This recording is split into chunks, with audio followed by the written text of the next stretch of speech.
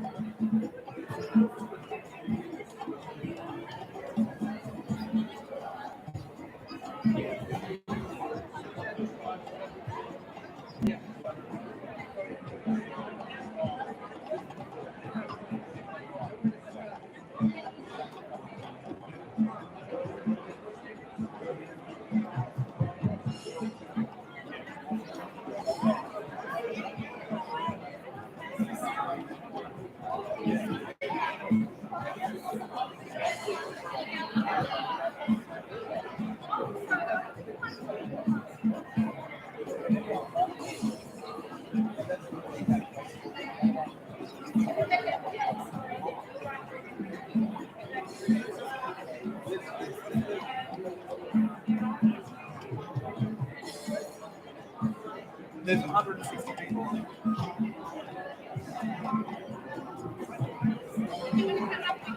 Yeah.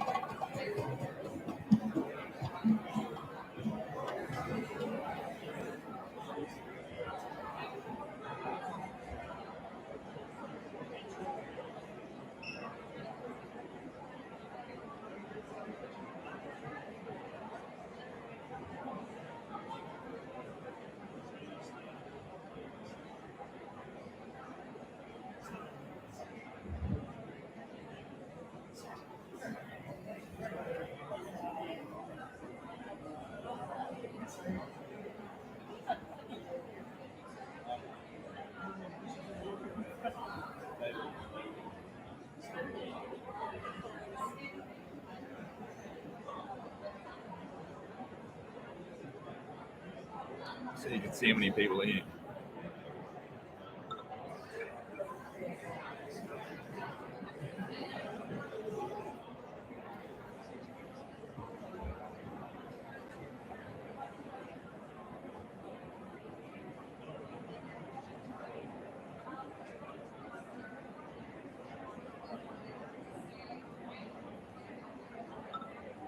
You're live, mate. Everyone can see you.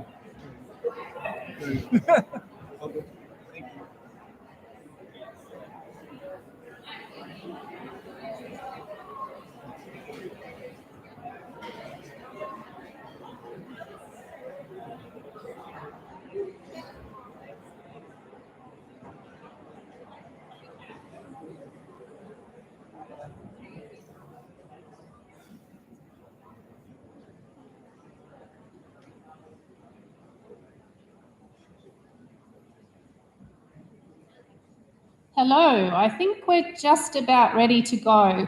Can I just have an indication from the back that you can hear me? Some hands up in the back row and, oh, fantastic, in the balcony, lovely, thank you. Welcome everyone here at the Brighton Town Hall to tonight's forum on climate and our future, including those joining via our live stream, either via Facebook or YouTube. My name's Kylie McIntosh and I'm the Vice President of the Bayside Climate Crisis Action Group, or BCCAG for short, one of our 3 host local community organisations. I would like to start by acknowledging the Bunurong people of the Kulin Nation as the traditional owners and custodians of the land and the waters around where we meet, and whose sovereignty has never been ceded. We pay our respects to their elders, past, present and emerging. To our candidates who kindly accepted our invitation to participate in this forum, welcome and thank you. To Martin Abbott, Zoe Daniel, Alani Mccroskey and our current MP for Goldstein and Assistant Minister for Industry, Energy and Emissions Reduction, Tim Wilson.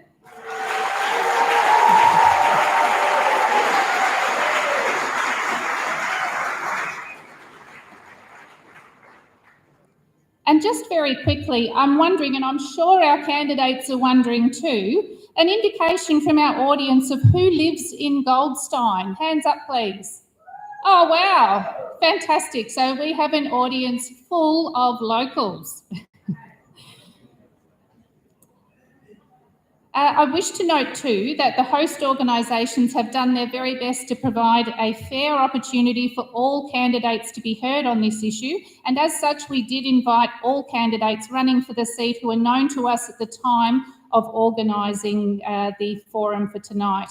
I'd also like to acknowledge and welcome members from our 2 local councils in Goldstein. From Bayside City Council, Councillors Laurie Evans, Joe Samuel King and Fiona Stickfold, with apologies from the Mayor and from Councillor Clark Martin, and from Glen Iris City Council, Councillor David Segal. Thank you.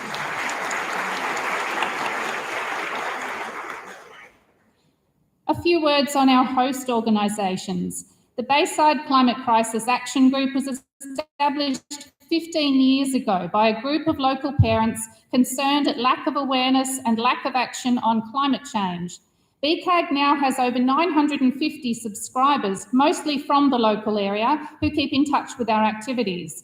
We regularly run educational forums, sometimes in partnership with other local environment and conservation groups, like tonight, to increase awareness on climate and sustainability concerns, including practical solutions, what people can do and so on.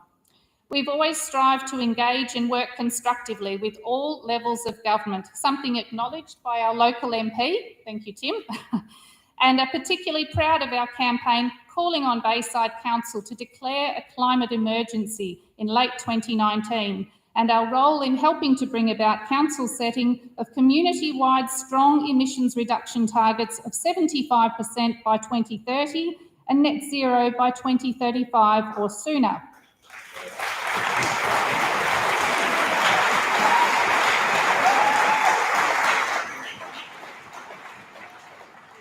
Of our partners, MCRP, Marine Care Ricketts Point, works for the well-being of the Ricketts Point Marine Sanctuary in cooperation with the local community, the Sanctuary Manager, Parks Victoria and Bayside Council to care for that beautiful natural environment.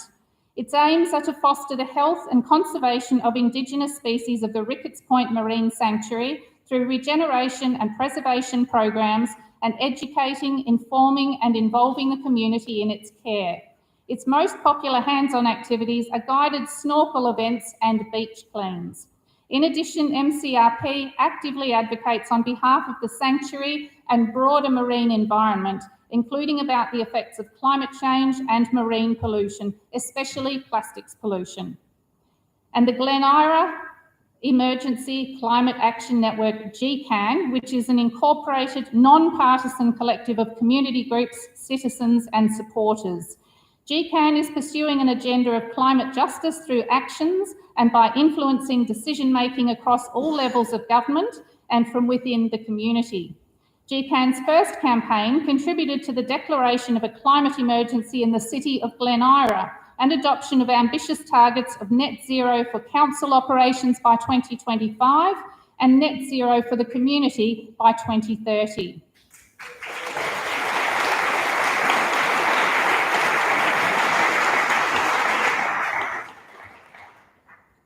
And as for climate impacts and action, there's been a bit going on since the last federal election in 2019. One quote from an environmental sociologist on Twitter in recent days, which I think really hits the mark here though, and that is, if you decided COVID had to be over after 2 years because you're just tired of dealing with it, you're going to really hate climate change.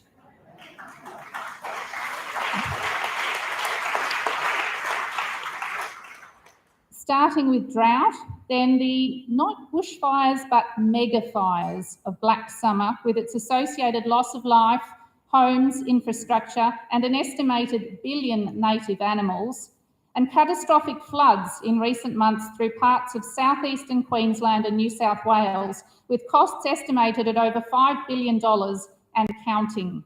These are just the local impacts here in Australia.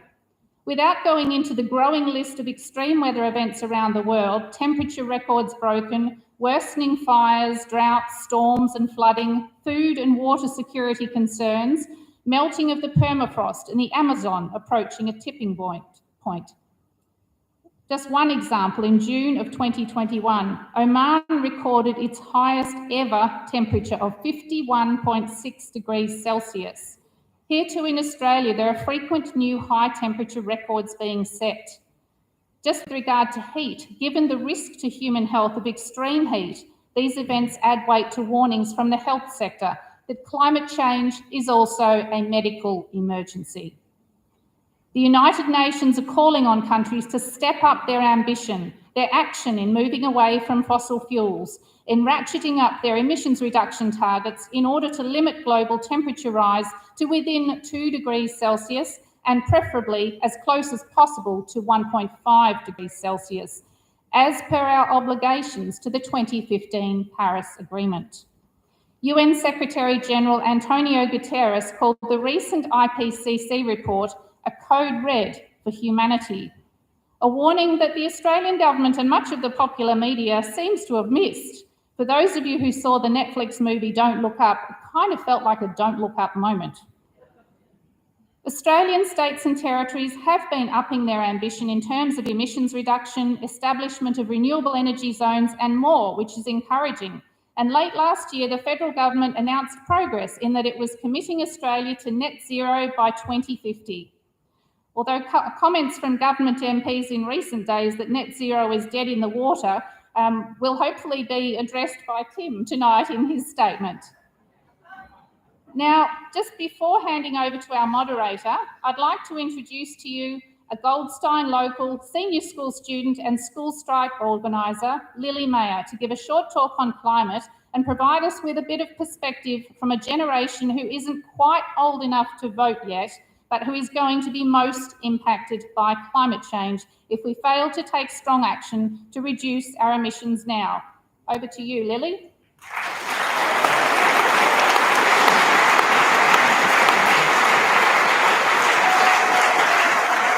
Hi everyone, my name's Lily and I'm in Year 12 and I'm a school strike for climate organiser.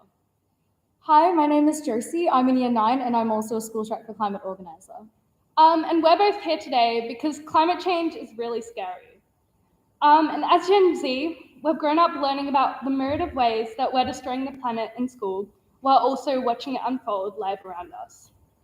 We've seen the coral bleaching, the melting ice caps, we've seen the horrific fires, we've seen the floods, we've seen the climate refugees, and we've also seen the same inaction and trivialization of this crisis again and again.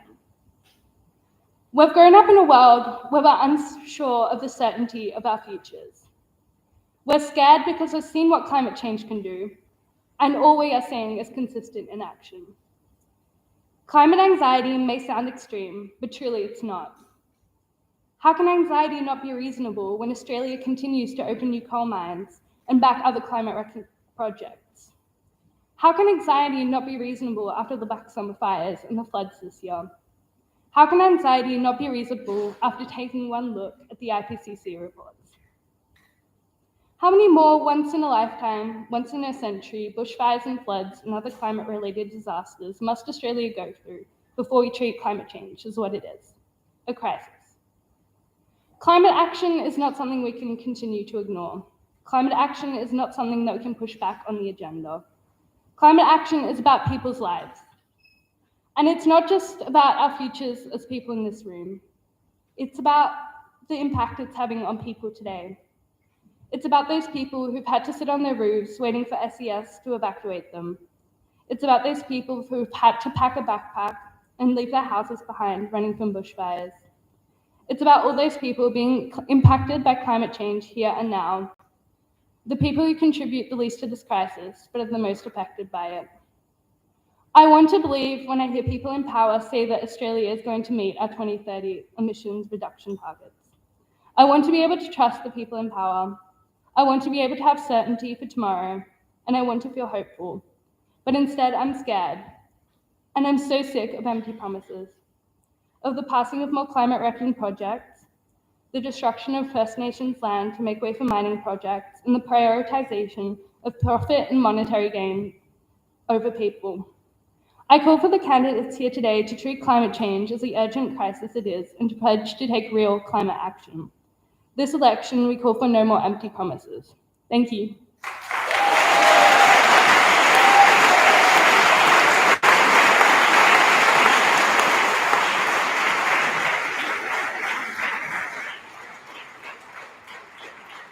Thank you very much to Lily and Josie. It's lovely to hear from you, and it's a really powerful reminder of why we're all here tonight.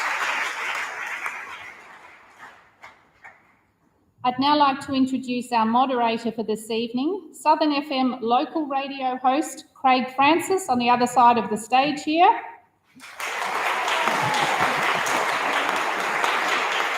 A Goldstein local, Craig has been doing a series of interviews with all of our candidates for Goldstein in recent weeks, so I think has met and at least chatted to all of our participants tonight. By way of background, Craig spent 30 years in senior roles in the business world and has recently returned to secondary teaching in finance and legal studies. And just noting too, he is not a member of any political party or a campaign member for any of our candidates here tonight. Thank you very much, Craig. Over to you.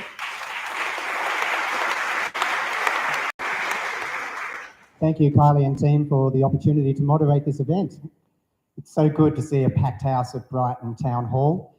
We also had a massive wait list, so the event sold out almost upon announcement. So obviously an enormous amount of interest in the topic and the candidates and our electorate of Goldstein. And we also had a lot of people tuned in, as Kylie said, on Facebook and YouTube. A couple of housekeeping matters. Would you please ensure your phones are on silent? We don't want those interrupting noises if we can help it. In the unlikely event of emergency, we do have emergency exits at the main doors and at the rear of the hall and also behind the stage here as well. Toilets are in the foyer, just to the left outside the main door there, should you need to. By way of background, my family and I have been in Goldstein for some 20 years. I was a founding member of the Sandringham Foreshore Association, and if some of you might have seen my face, a few people commented prior to us formally kicking off, I was an independent candidate for Bayside council elections of 2020 in Boyd Ward. But as Carly said, most of my working life has been in the corporate world, working for large multinational organisations. We find ourselves at a vital point in time where business, and I do come from that business world, and I've been pleased to see over time, somewhat reluctantly, business coming on board from fearing the financial impact to recognising they had to address things because their shareholders were pushing them to do so, through to realising there's actually an economic benefit from moving to renewables and so on, all the way through to realising that it's just the right thing to do for themselves and their future generations. So business has come on board together with science, educators, most of the media and most of their politicians to agree that we must act. And tonight's candidates are all on the record for agreeing that action must be taken. They do differ in terms of the timing, the extent and the nature of that action. So tonight we get an opportunity to hear from our candidates as to what their position is and the chance for you to ask questions as well. And it is a contest of ideas such that as voters we can make an informed decision on this and the other issues that we hold dear when it comes to the May 21st fronting up at the ballot box. To that end, each speaker will have 7 minutes to put their position up front, and we'll go in alphabetical order, starting with Martin. Beyond that, we will take questions from the audience. So once we finish our 7-minute intro speeches from each of our candidates, then we'll have a microphone down the front here on the ground level, and there'll be another microphone upstairs, and we'll take questions in turn. And there's also some pre-submitted questions that have come in that we will try and work through as well. And we will try and give each candidate time to respond to those. We'll limit it to 2 minutes each, just so we can get through as many questions as possible and help ourselves to be as informed as possible. We're looking to finish at around 9:20, the formal activities, but the candidates will mostly be available in the foyer afterwards. I believe Tim has other engagements, but where possible, there'll be an opportunity to mingle with our candidates in the foyer afterwards. We do have a timekeeper at the front here, so for the purposes of our candidates, then Rob Davis will be holding the whip for a 1 minute warning, and also when time is up, rather ominously, to please finish up and we'll move on to the next response. We do acknowledge there's enormous interest in the topic of climate and what we should be doing about it, and in our candidates. I would ask that we ask all questions and listen in a respectful manner. I know it's an emotive topic, but please, this is a great opportunity for people to inform themselves and for our candidates to be heard. So please do afford them the respect that they deserve so that everyone can get the most out of this event. We'll kick things off with Martin Abbott from the Australian Labor Party. Martin was raised in Sandringham, the son of an IT specialist and a financial manager. He attended local public primary and secondary schools before attending RMIT to study finance and is part of Goldstein's strong Jewish community. After leaving education, Martin worked in various sectors, including construction, hospitality, financial services, logistics, and most recently in the public service since 2019. Please welcome Martin Abbott, the ALP candidate for Goldstein. Goldstein. Okay, good.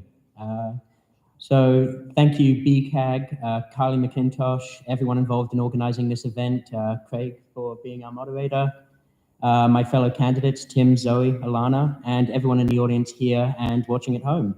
So I'll start by paying my respects to the Indigenous owners, the Bunurong people of the Kulin Nation, and extend my respects to their elders past, present, and emerging, and acknowledge that sovereignty has never been ceded. As one of the youngest candidates in this campaign, I'm acutely aware that the decisions of each generation create the world in which future generations have to face. And I understand the profound risk to our future as we face the grave challenge of mitigating climate change. For my entire adult life, I've been campaigning for climate action in the face of denialism and delay by the coalition government. It's one of the reasons I joined the Labour Party and am standing here in Goldstein today. After 9 years of the coalition failing to take action, we cannot afford another 3 years, and neither can the planet. We require a change of government to one committed to climate action to avoid the devastating effects of what is still the great moral challenge of our time.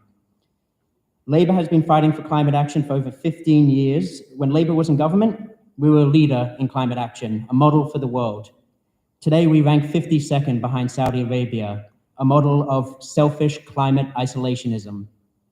Labour will put us back on track as we work towards keeping warming as close to 1.5 degrees as possible, achieving action on climate change and net zero with a real, modelled and comprehensive policy.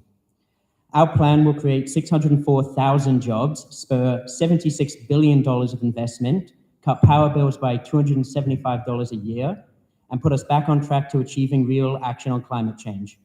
Labour will invest $3 billion into green metal, invest $20 billion to upgrade our electricity grid for future renewables while cutting emissions and bills. We will invest in clean energy manufacturing, fuel switching, and agricultural methane reduction, to name a few areas. Roll out 85 solar banks across Australia, allowing renters and low-income earners access to the benefits of solar energy. We will install 400 community batteries, providing storage for 100,000 households. Achieve net zero in the public service by 2030, create 10,000 new energy apprenticeships, building the workforce to achieve energy transformation. Restore the Climate Change Authority, putting accountability at the centre of government decision-making. We will introduce an electric car discount, exempting EVs from import tariffs and fringe benefit tax, making electric vehicles affordable for more families as we create a national electric vehicle strategy to boost charging infrastructure and increase electric vehicle uptake. And we will legislate a 2050 net zero target. Under an Albanese government, we will achieve an emissions reduction of 43% and reach 82% in renewables by 2030, placing us on track for further climate action and achieving net zero by 2050. This election is a choice of who forms the next government, either a Morrison-Joyce government or an Albanese Labour government. I call it a choice, but if you want climate action, it's no choice at all. Under Morrison-Joyce, federal fossil fuel subsidies have cost Australians $10.5 billion last year alone, an increase of $1.4 billion. Direct action has wasted $1 billion of taxpayers' money on sham projects. The real carbon tax is taxpayers' money going towards funding pollution. Morrison waves coal around as the world burns. He is a modern-day Nero. In the budget, climate spending was cut by 35%. Under the coalition, we have the gas-led recovery, investing our money into more coal seam gas, producing little economic activity, fewer jobs, and less tax revenue. A farce that will cost billions of dollars, burden our energy grid with expensive fossil fuels for decades. The Liberals have the same 26 to 28% 2030 target as the Abbott government did in 2015. It's the same target. Barnaby Joyce and the Nationals have stated that the 2050 target is flexible. Morrison has said he wants to keep all coal-fired power stations running as long as possible. This government is not just unwilling, it is unable to take real action on climate change. An Albanese Labour government will grasp the opportunities available, allow us to become a renewable energy superpower. Labour is committed to doing what is right, taking real action to protect our climate, and we need a change of government to achieve real climate action. Of the 9 candidates standing in Goldstein as the alternative government, Labour is committed to removing Scott Morrison and the Liberals from power and reversing the damage caused by 9 years of Liberal inaction on climate change and so many other things. I will never do a deal that sees Morrison returned as Prime Minister or any other Liberal. When it comes to climate action, there is no trusting Morrison. He simply doesn't hold a hose.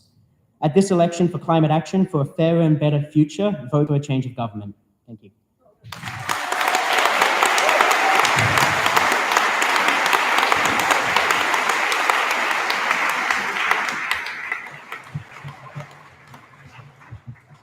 Thank you, Martin. Our next speaker is Zoe Daniel. Zoe is a mum, wife, journalist and foreign correspondent who lives in Hampton with her husband, 2 teenagers and their golden retriever. For almost 30 years, Zoe has had roles as a rural and regional journalist, a business and finance reporter, and a foreign affairs specialist, interviewing and interacting with prime ministers, treasurers, and some of Australia's top CEOs and small business people. Please welcome Zoe Daniel, independent candidate for Goldstein.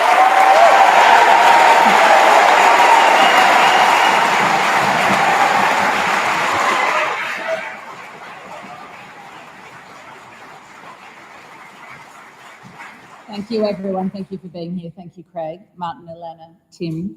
Nice to be here with you and with respect to the First Nations owners of the land on which we sit. As a journalist and foreign correspondent, I've spent a lot of time in the room where it happens. I never expected to be sitting at this particular table. But after a 3-decade journalism career, I was running my small business and enjoying some family time as a member of the community in Hampton when Voices of Goldstein asked me to run. Voices of Goldstein is a grassroots organisation made up of members of our community who wanted to see politics done differently. And they made me think, because I've been a lifelong swinging voter. Neither of the major parties represented what I thought and felt.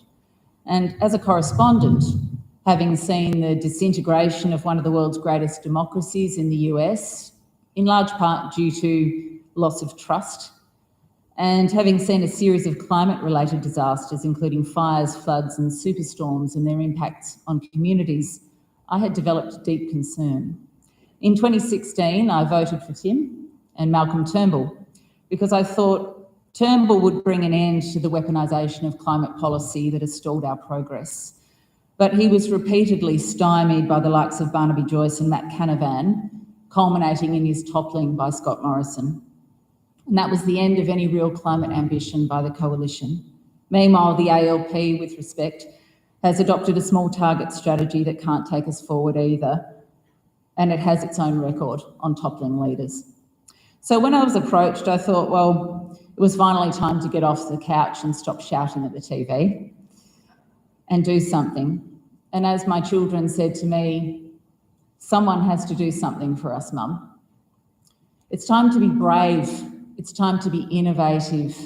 It's time to be optimistic. It's time to look forward, not back, to embrace renewable energy and capitalise on our vast natural assets: sun, wind, hydro, open space, smart people, deep capital markets.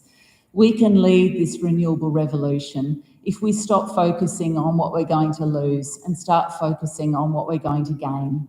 Lower energy bills, less reliance on imported fuel and global markets, new skilled jobs, just as a start.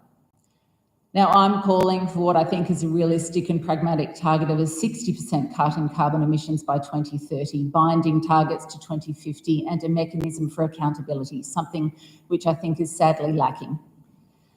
If this government had delivered, if our two-party system had, I would not be sitting here today. It would be vastly easier not to do this. But if not us, who? If not now, when?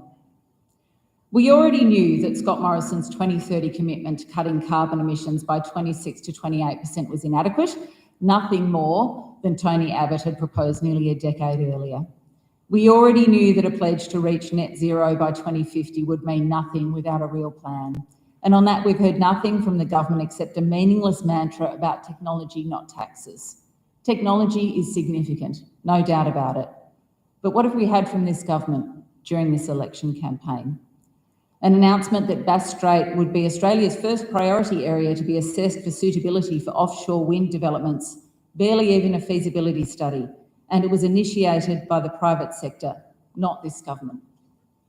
Survey after survey says that 3/4 of our community want faster action on climate, yet we're stuck with a dysfunctional two-party system, a hung parliament that's controlled by the National Party, and our priorities go unrepresented. And look what we've seen in the last few days. In McNamara, the Liberal candidate declared that likening global warming to a climate emergency was akin to child abuse. A more trenchant observation might be to ask what sort of life our children and their children can expect if we don't do something now.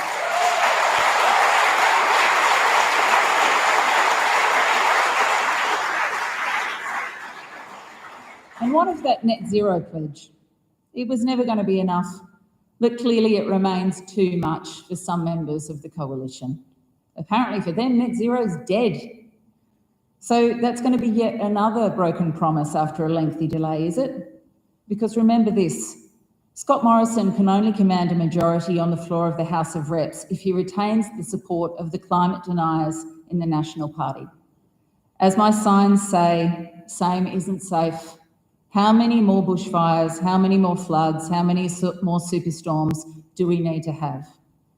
This government and this Prime Minister have neither the heart nor the courage for real action on climate. The Labor Party is not brave either. It's time for the community to speak up. Empty promises are just a tactic to win elections. And on this, Scott Morrison has form. Before the last election, he made a solemn promise to voters to have a National Anti-Corruption Commission up and running in the last term of Parliament. Where is it?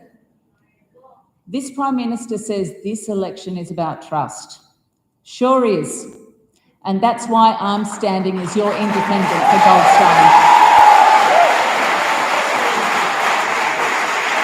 This is about us, our children, and our children's future. Thank you.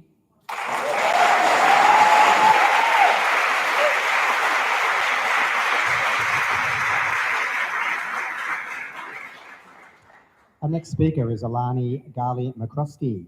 Alani was born, raised and educated in Goldstein and has spent her entire life in our Goldstein community. Alani is a Bentley local, works as a conveyancer and runs her own successful small business. Alani was brought up in an environment where politics was a popular topic at the family table. So from the family table to a table at the candidate forum at Brighton Town Hall, please welcome Alani Mccroskey, Greens candidate for Goldstein.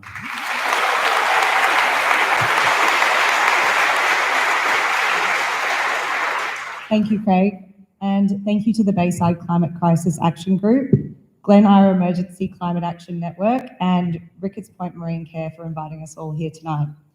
Firstly, I'd like to acknowledge the traditional owners and custodians of the land on which we meet, the Bunurong people of the Kunon Nation. We pay our respects to the elders past and present, and also to any First Nations people present or listening.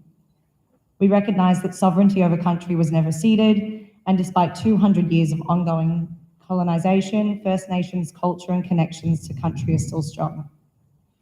Secondly, I would like to acknowledge the importance of events like this to inform voter choice and democracy in an age of misinformation and the promotion of opinion over science and facts. I'm a Bentley local and have spent my whole life in this wonderful community. I was brought up in an environment where politics was discussed at the family table and helping those in need and fighting for social justice was valued. Like so many other young adults, I've grown up with the climate crisis hanging over my head. My desire to do what I can to address the crisis is one of the key reasons I decided to put my hand up as a candidate in this election. We can all agree that the climate emergency is the most significant global threat that we face. Thanks to the tireless work of many of the people in this room, Bayside and Glen Ira councils have declared climate emergencies, and we know we need to act now. We know that we're experiencing the consequences of global warming right now, and that these will get worse. We all agree that time is of the essence, and we all know the science. Every serious assessment of what's needed to stop catastrophic climate change says that we need to do one key thing: stop the extraction of burning of coal, oil, and gas urgently.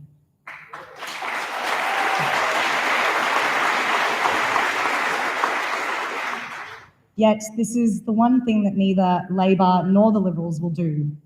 Instead, they propose more fossil fuel, carbon capture, an imaginary technology that doesn't exist, and a so-called gas-led recovery. The Greens' plan to keep 1.5 degrees alive is to follow the science. We aim for 75% emission reduction by 2030, just like the Independent Climate Targets Panel, led by former Liberal leader John Hewson, says we should. We know that we have only a few short years to avoid catastrophic warming, and that the Liberal target of 35%, Labor's 43%, and Zoe Daniel's 60% just won't cut it. We can do better. We need to aim higher. Our lives depend on it. Our comprehensive plan is realistic, absolutely doable, and independently costed by the Parliamentary Budget Office. And here's the list of things that we're going to do. Immediately ban the construction of new coal, oil, and gas infrastructure. Liberal and Labor have over 114 projects in the pipeline. They just cannot go ahead. Invest in large-scale, publicly owned renewable energy and storage to replace every coal-fired power plant by 2030. Creation of a publicly owned, not-for-profit power retailer to push power prices down and end price gouging by the big energy companies. Greening the grid to support renewable energy to electrify vehicles, transport, and homes. This means upgrading the transmission and distribution grid, resulting in cleaner air and creating local jobs for people. Stop the subsidies. The recent budget contained over $51 billion in fossil fuel subsidies. That's public money. We get no return on this except jobs for former politicians.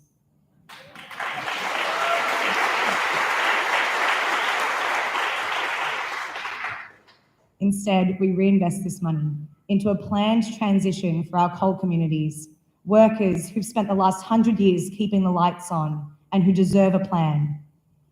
Then we phase out the mining, burning, and export of thermal coal by 2030, as the Glasgow Pact asked us to do, and we make polluters pay a carbon levy. We use these funds for massive investment in clean energy generation and export, creating hundreds and thousands of new jobs, a renewables revolution in the sunniest country on the earth. Instead of deadly, dirty coal, we'll sell sunshine to our neighbours, harnessing the economic benefits of the renewables revolution for our community and future generations, instead of squandering our resources and giving polluters a free ride. We will also prepare our towns and cities for what's ahead, legislating to make fossil fuel companies pay to clean up their mess and reinvesting those funds in our infrastructure, from flood-proofing stormwater drains to improving the capacity of our transport systems to handle the heat waves. We will keep people safe as we battle global heating by increasing vital funding for emergency services like firefighters and better funding the BOM and CSIRO to predict the impacts and help us plan for the future. I sit here proud to be a member of the Greens, a progressive party powered by the people instead of fossil fuel companies and billionaires. With the Greens, you know where we stand, whether it's climate action, refugees, adding dental and mental into Medicare, making childcare free, defending human rights, or fighting for equality. We will always fight for our planet, fairness, for science-backed policies, and for the future generations to come. Thank you.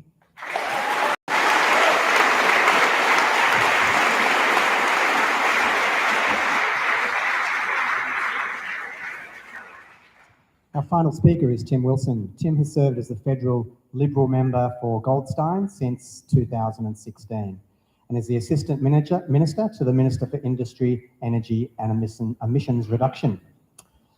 Amongst many other roles, Tim was formerly a Policy Director at the Institute of Public Affairs and Australia's Human Rights Commissioner. Tim lives with his husband Ryan in Goldstein and was at the forefront of the fight for marriage equality. Please welcome Tim Wilson, Liberal member for Goldstein.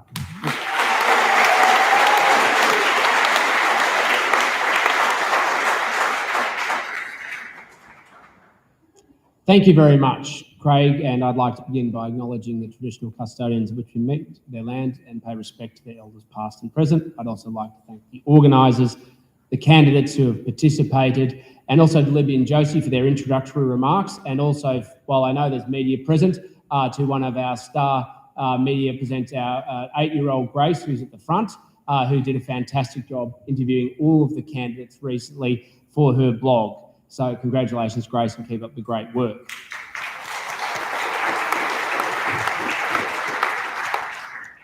The reality is Australia faces a very uncertain world. We face global forces driving up inflation and interest rates, and we see that every day. Internationally, we face big security challenges to our nation as the world has pivoted directly to our region. And we face global challenges to decarbonise the world. While countries talk big, they often backslide when it gets tough. In fact, the comment that Kylie made before in her introductory remarks regarding a recent report, one of the most harsh criticisms with countries that made big promises but then failed to deliver.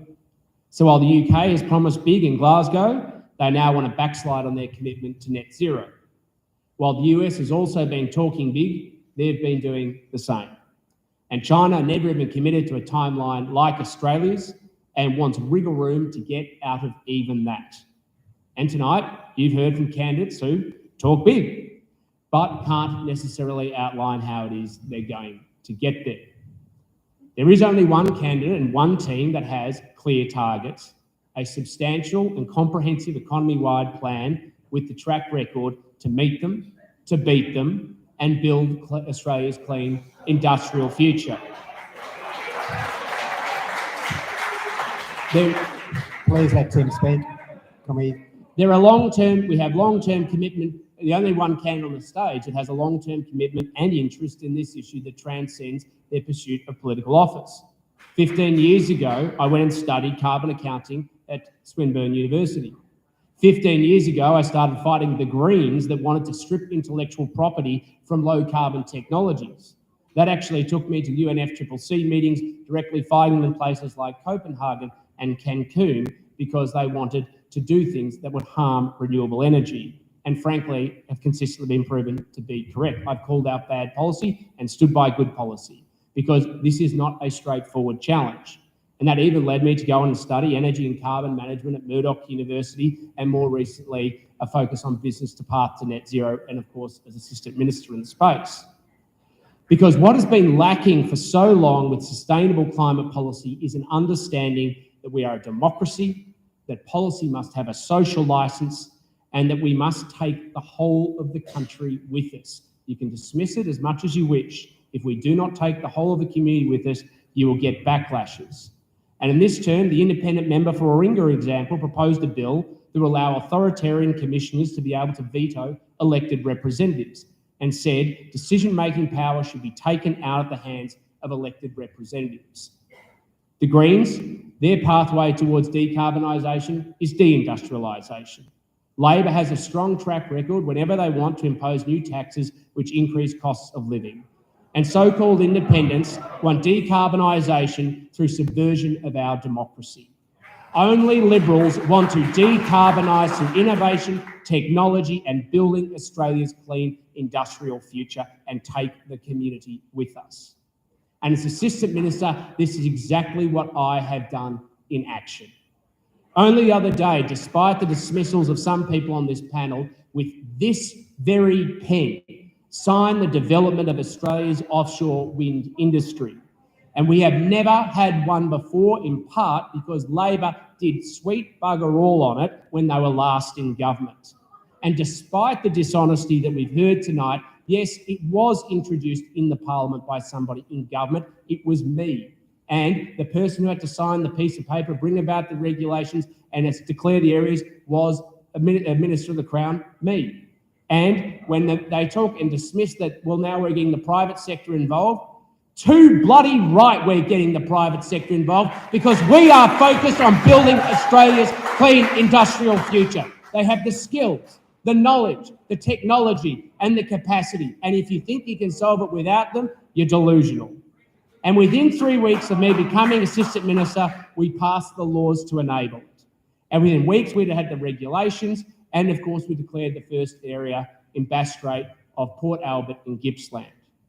And looking just at the proposed projects there, there's a potential for 6 gigawatts of clean energy ready to be generated from offshore wind, which would create over 5,100 jobs for that area alone, with over 18.7 billion in investment and power over 1.7 million Victorian homes with clean energy. More importantly, we can repurpose oil and gas infrastructure in Bass Strait for a new renewable future. And that's the difference between hot air and complaining and action, real action. And we just ticked over $10 billion from the Clean Energy Finance Corporation for scaling up clean energy investment. There's been an additional $700 million spent in the last federal budget alone. And we just crossed the threshold, not of 1 in 4 Australian households with rooftop solar, now it is 1 in 3. And the highest adoption of rooftop solar in the world.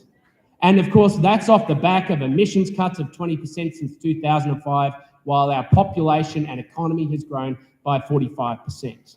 And what we have always understood is that if you want a sustainable climate action pathway with emissions cuts and jobs creation, you have to take the whole of the country with you. The Greens, Labor and the Independents, so-called, will cast aside communities and their concerns. And that's what happens when you get backlashes. You want to see it? See the consequences of the Obama presidency and just ask Julia Gillard. That's why we have worked and secured parliamentary support for a long-term target which sends a clear message to business that we are going to decarbonise and we're going to put in place the pillars of the future. Yes, technology, not taxes, the solution. Expanding choice, not mandates. Driving down the cost of range of new energy, keeping prices low and being accountable for progress. And we're getting on with it. And there are so many examples from SunDrive, which is going to build new technology, through to Reclaim, Build and Recycle. And we're proud of it every step of the way. Thank you, Ted.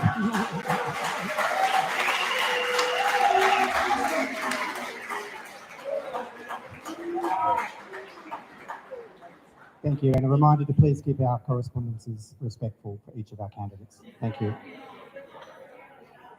Okay, we're going to move to question time. We're going to take questions alternately, so we're going to have a microphone at the front of the stage here, and there's also going to be a microphone upstairs. Could we organise the microphone for here, please? We will start with, and I'll invite Josie from the Student Strike for Climate. Josie, maybe if you come up on stage to... we have a microphone there, so if you would like to ask the first question, and then we'll take some that have been pre-prepared as well. If we could ask our candidates to keep their responses to 2 minutes, if possible, because we have quite a lot of questions banked up, and I think most of those are going to all of our candidates. Please ensure that the questions are climate related and try to keep them as concise as possible, and if someone has asked your question, then perhaps we'll move to the next one. Please also let us know if your question is to all candidates or if it's to a specific candidate. We won't be doing any fact-checking, so we don't have a team big enough for that, so we'll allow people their unfettered right of reply, and if you do wish to reply to something that's been said about your policies or party, then please do that when your next turn to speak. And we'll take it in turns in terms of who answers which question first. So we'll start with Josie from the Student Strike for Climate. If you could put your question to the panel, Josie, and I'll ask Martin to lead off. We'll go in alphabetical order to start with, and then we'll mix it up a little after that.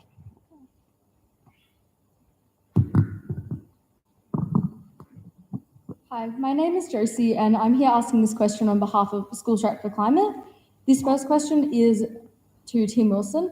According to budget papers, the Morrison government spends $22,000 per minute propping up coal and gas with public funds. For Tim Wilson, how can you say you support climate action if you're subsidising the very corporations responsible for the climate crisis?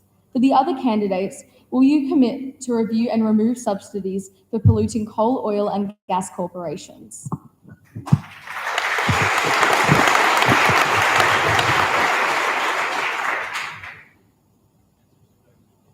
Sorry, no, that was to Tim, sorry.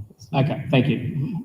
Thank you very much for the question, Josie. And the proposition is simple. I went through in my answer, my opening statements that, for instance, we just crossed the threshold of $10 billion for a rollout of capital through the CEFC for investing in lower carbon technologies, recapitalised ARENA, and we're continuing to get on because it's a partnership between government and private sector to build the scale of Australia's clean industrial future. And we're getting on with the job every step of the way. But, you know, people talk about things like the diesel fuel rebate. The diesel fuel rebate is there for a reason and a purpose. It's there because it's for vehicles that use fuel that drive on non-public roads. And, of course, taxes, we know, that goes on fuel goes to public roads. And so we rebate it, and we rebate it for farmers. And I know there are candidates on this panel that want to get rid of it and increase the price of food. I'm not one of those people. And, of course, it exists for other sectors of the economy as well. So at every step, we're investing in what we need to do to actually have the clean industrial future of the country. But the reality is we're not focused on how we tear things down, we're focused on how we build things up. And that's the fundamental difference between some of my opponents in this election race. They're focused on what they can tear down.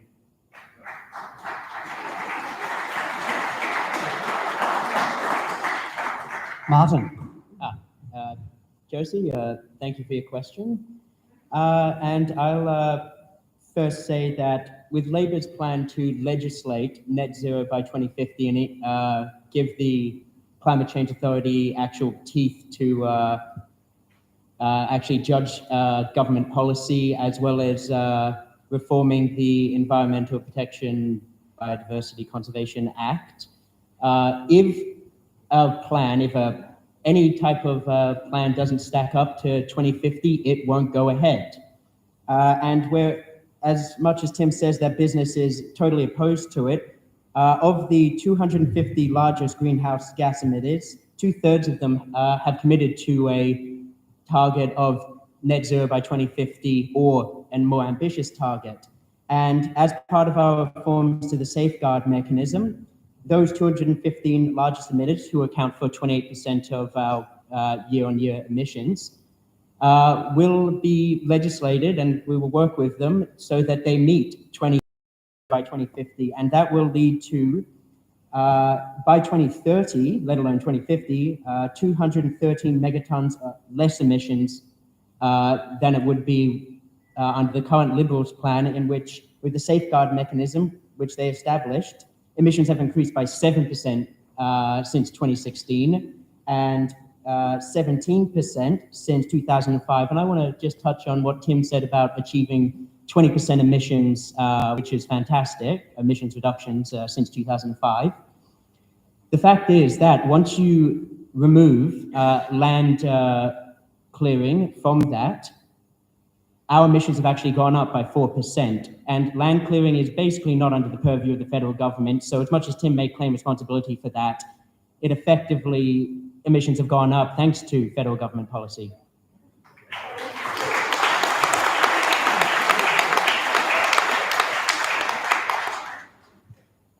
Zoe, and I invite people to line up behind Josie there if you're on the lower level, and if you would like to ask any questions, then please form a queue and we can take questions as we go.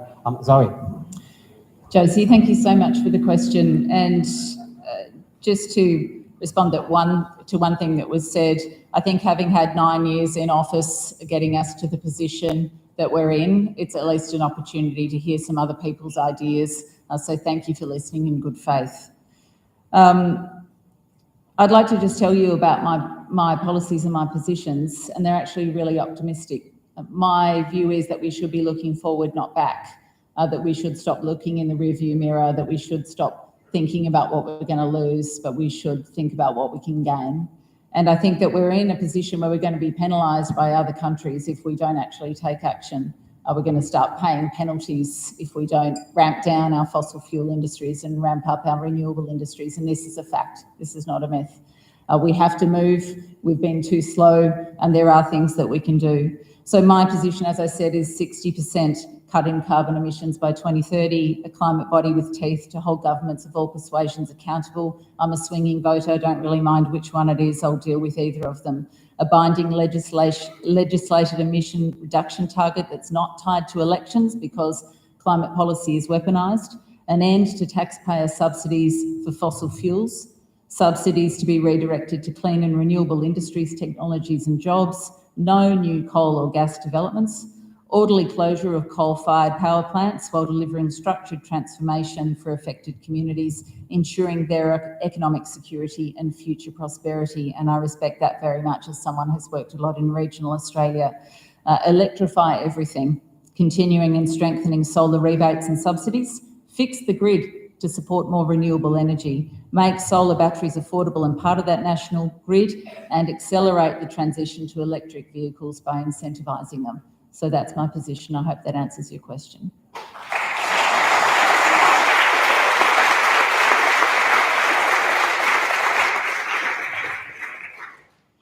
Thank you. Now we do have a very large line of people there, which is fantastic. We'll do our very best to get through all, and we have some people upstairs as well. We might take another question from the downstairs floor, and then I'll... Do I get to answer the question? Sorry, Alana, my sincere apologies. Alana. Thanks, Josie. To actually answer your question, yes, we will commit to removing all coal subsidies all $51 billion of them.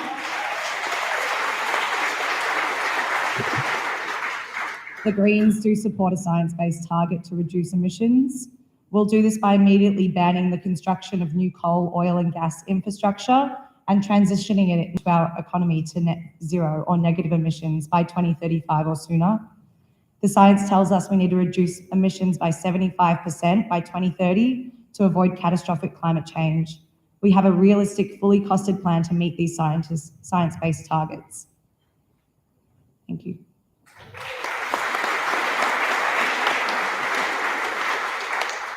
My apologies again, Alani. Won't happen again. Another question from the ground floor, and then we will take one from upstairs, and then we have some pre-prepared questions as well.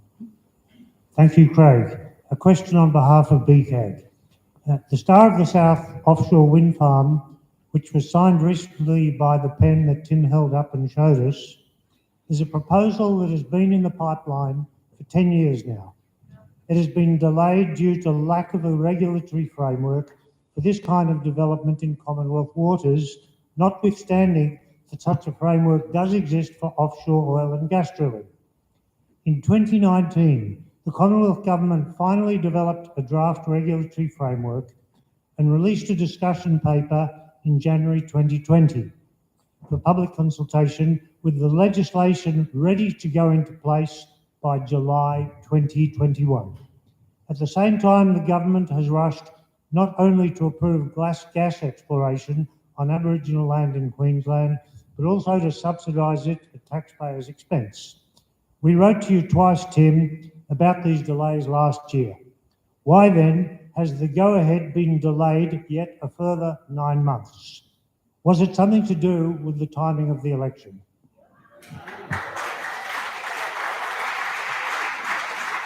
I think that's a question specifically for Tim.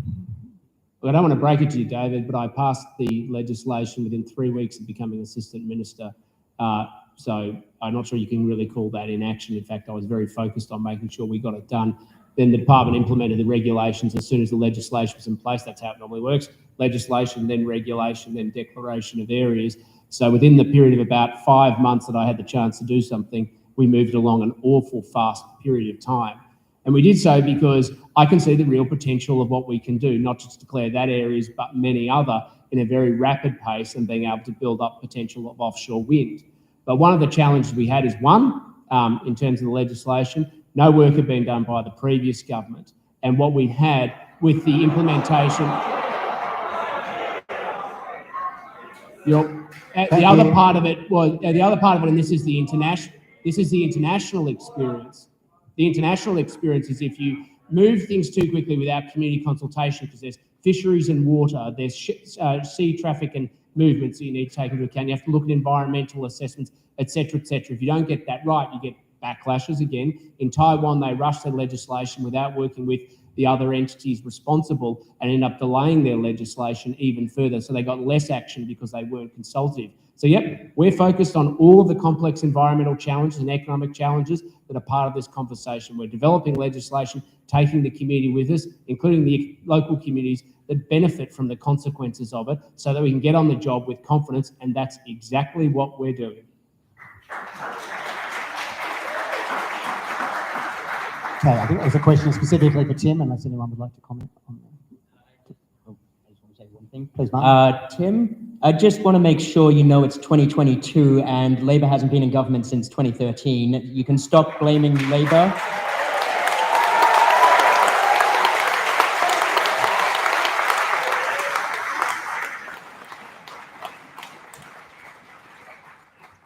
Zoe? I would just like to add that I think there is a role for government in taking the community along with it, but there's also a role for government in leading. There's also a role for government in inspiring. And when it comes to offshore wind, this was not introduced by the government, it was introduced by Australian entrepreneurs and a Danish clean energy company, which is fantastic, but we need to help facilitate that as government. Australia could be a global offshore wind superpower if all current proposed offshore wind farms were built. Their combined energy capacity would be greater than all of Australia's coal-fired power stations. So can we just get on with it?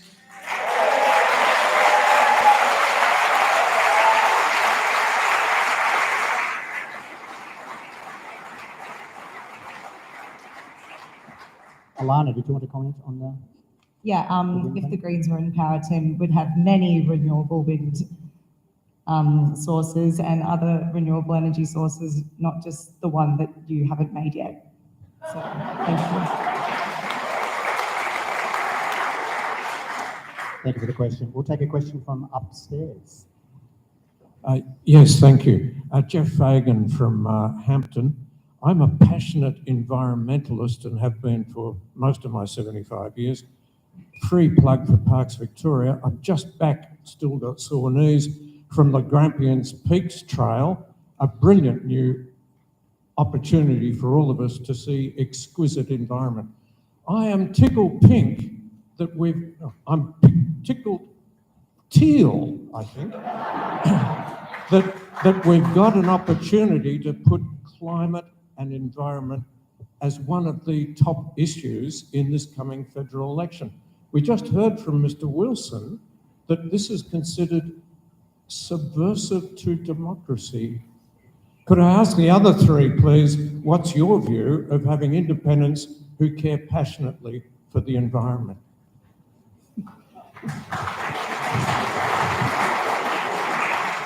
We'll start with Zoe, because I guess it's a question about independence. Thank you for the question. I'd like to clarify who's backing me and just what this independent movement is all about, given that the question has been asked. Excuse me, if you wouldn't mind, I have the floor. Thank you. I am backed by a community movement that nominated me for this role. Those are people from within our community who decided that they wanted politics done differently. They came about in a group called Voices of Goldstein far before I came on the scene. They were looking around for an independent candidate, and I was one who was put forward who went through a process. That community movement has backed me to the point that we're at now. We have funding of roughly $700,000 that we've raised from within this community, and some funding from Climate 200, just to address the elephant in the room. Climate 200 is also a crowd-funded movement that is backing independents to level the playing field.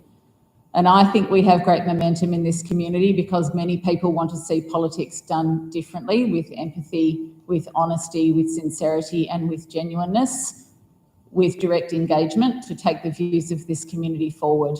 So you describe me as a teal independent. I'm not wearing teal tonight, and we're not part of any formal group. There are a number of other independents running around the country who have similar priorities, and I think that's because they're the priorities of the Australian community today. Thank you for the question.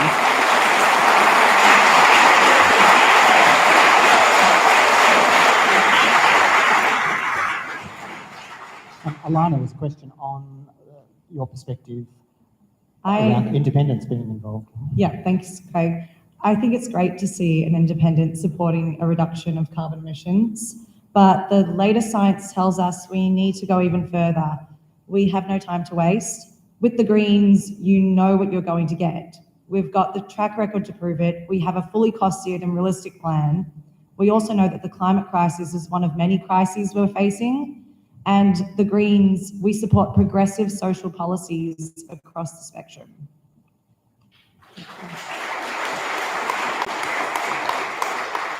Martin, your thoughts on the involvement of independent candidates? Yep, Jeff, thanks for the question. And yeah, I'm happy to see independents running on such important issues. Yeah, I'm a member of a major political party because my belief is the necessity of having a party that can form government has the most ability of affecting change. But I am happy to see that climate change is a major issue in this electorate. And I do, Zoe has some broadly good policies, positions, though a lot of them seem to be between Labor's position and the Greens' position on a lot of stuff, quite targetedly. However, I really wish that Zoe, considering the fact that the Liberals are such effectively climate criminals, the Climate Council described their policy as being consistent with more than 3 degrees of global warming, and considering Scott Morrison's proclivity to break promises or just waffle on until there's another election, I just really wish Zoe would rule out forming a government with the Liberals and re-electing a Morrison government, because I don't think it's in any of our interests and the interest of the planet for Morrison and the Liberals to have another 3 years to wreck our climate.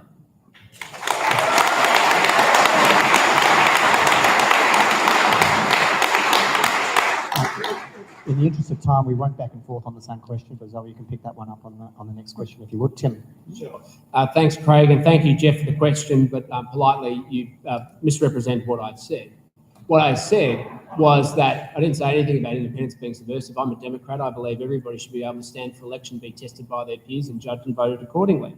What I said is, in this term, the independent member for Warringah, whose name is Zoe Daniel, proposed a bill that would allow authoritarian commissioners to be able to veto elected representatives and said decision-making power should be taken out of the hands of elected representatives. This is not complex. Here is a copy of actually the bill. She emailed me and said, can you please support this? Where she wrote, under section 24, item 3, subsection 3, however, the minister must not vary the target, if I go to point B, unless the commission, being the commissioners, recommended by her, by the way, recommends proposed variation under section 26 of the Act, which basically means that you can't change something unless unelected people veto the right of the decision of unelected commissioners. And I think that's subversive, and it is. In addition to that, we've had a candidate on this table right now and reading off their own policy documents say legislative binding emissions reduction target that is not tied to elections, i.e. that it can't be changed as a consequence of elections. I think that's subversive.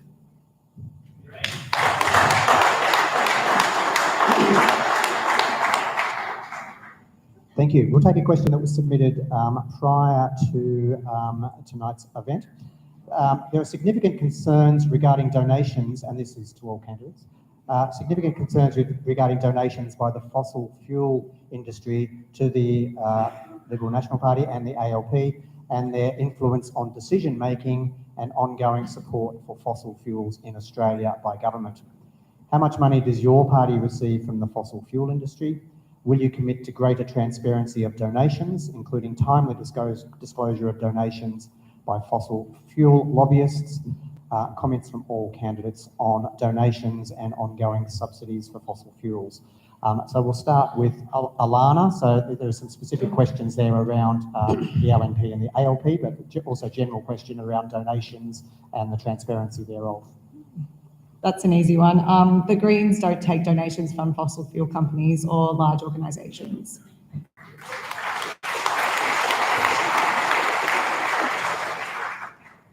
Zoe? So I've already addressed the issue of Climate 200 donations. As I said, it's a crowd-funded movement with about 10,000 plus small donors from across Australia, and it is one donor to my campaign. As to timely illumination, if I could call it that, of donations and changing to that structure, that's part of my integrity policy. It's very clear on my website. I'm supporting, as part of a broader integrity system under an integrity commission, that there should be timely disclosure of donations, there should be limits on donations, and more than that, that we should be seeing registration of lobbyists and opening of ministerial diaries, just so we know who's talking to who about what and when.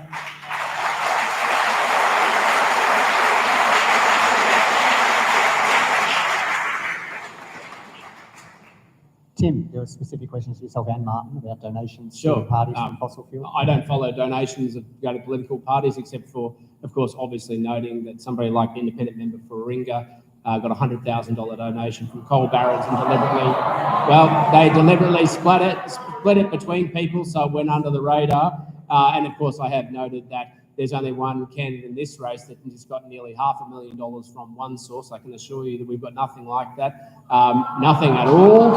And the reality is, I'm quite relaxed about reform of electoral disclosure, but I comply with the law exactly as it is and should do so.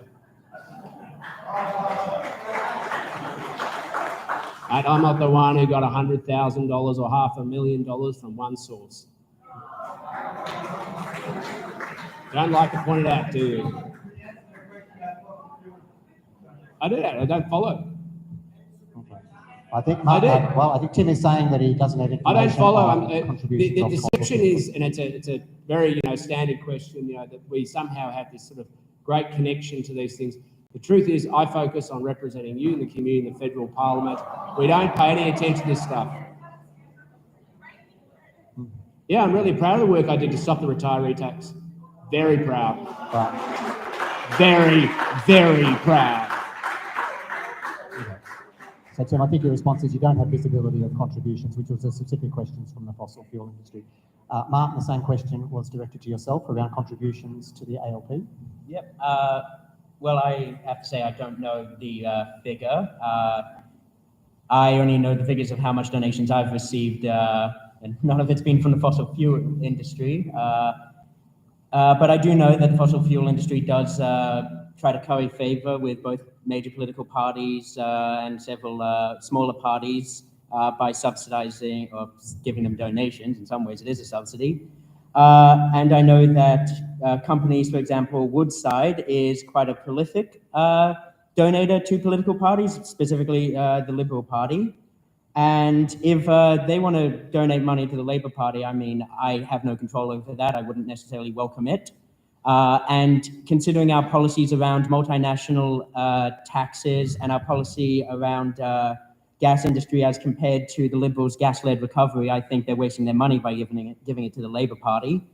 As opposed to the Liberal Party, which is focused on the gas-led recovery, which is almost collapsed because of lack of support, but they're keeping it on life support.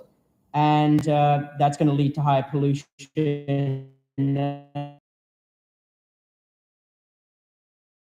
2050 and 1.5 degree target. And if the Liberal Liberal National Coalition wants to keep funding gas, that's really up to them, but I hope they're not in government and so they can just rattle on about policy from opposition.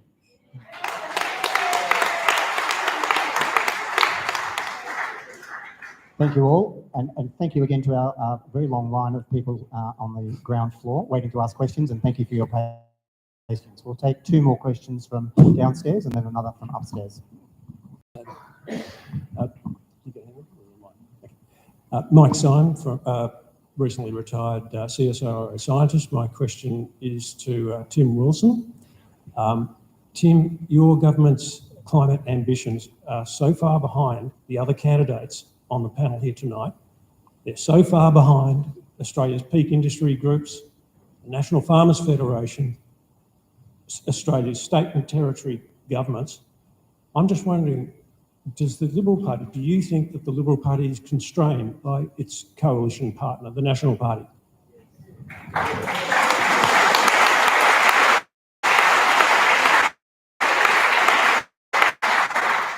I'm sorry, I didn't get your name. Mike, sorry.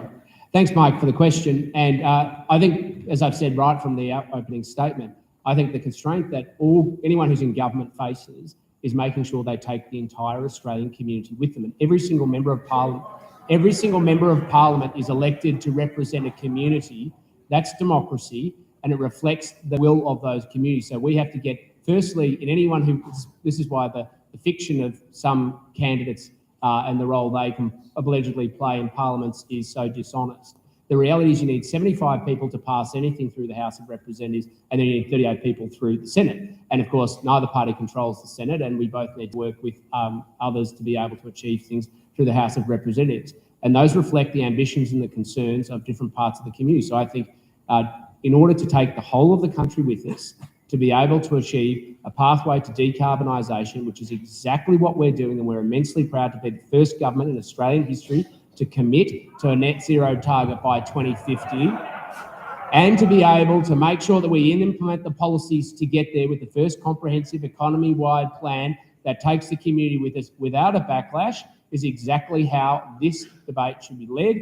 And the more we build confidence, the more we will address and leverage the potential for greater decarbonisation along the way versus the efforts that have been made in the past, which bite their thumb at the concerns of certain communities where there is big adjustments and there are real and big impacts on them. And so we've worked with them to be able to get to a position where we're decarbonising, working with the whole country, and we're immensely proud of that. So the question was specifically to Tim about targets not being as high as the other candidates and also other organisations. Did any of the other candidates want to add to that, Ms. Martin? You go. Yeah. Well, Tim said they're committed to 2050, which, considering the comments made by the National Party in the last few days, is a joke. Labor will legislate 2050. And I don't think we should just solely blame the National Party. The Liberals have been doing more than enough of their fair share of obfuscating responsibility on climate change. I would refer to the $1 billion in direct action that Andrew McIntosh from the Australian National University described as funding for projects that were going to go ahead anyway. So we're just throwing money at projects that yielded no result. Their safeguard mechanism, which they established, which Labor's going to reform, saw those 215 companies increase their emissions by, and will increase their emissions by 140 megatons, not decrease, increase.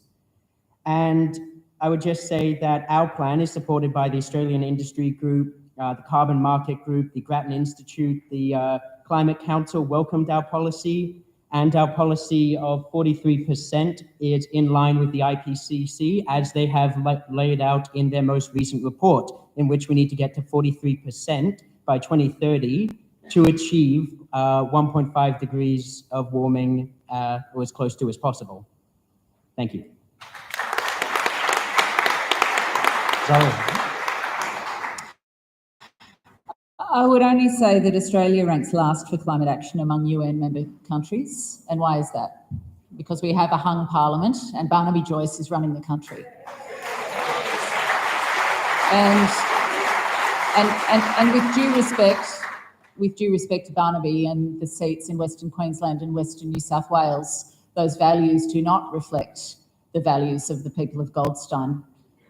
The person representing us needs to represent us.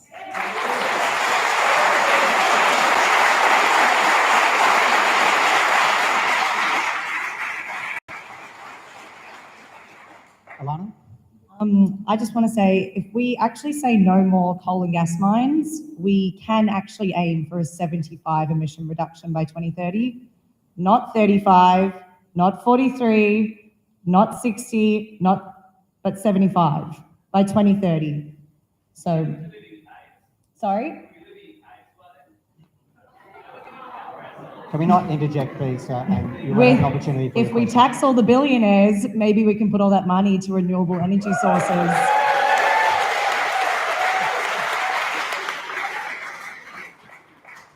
We will get to your question. Thank you. Okay, we will take another question from downstairs. And again, thank you for your patience. Thank you. Jensen Galvin, Brighton resident, member of Gen Z. Thank you. At the forefront of this evening, we saw a relatively one-sided address by fellow Gen Z members on the matter of climate.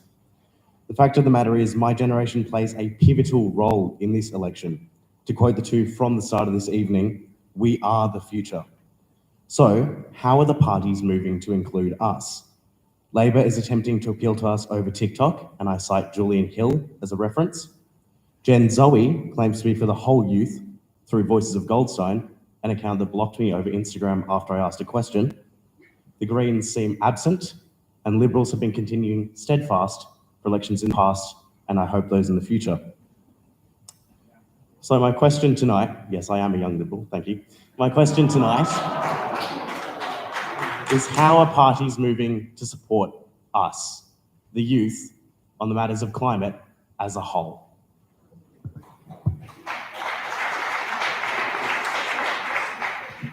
We'll start with Martin.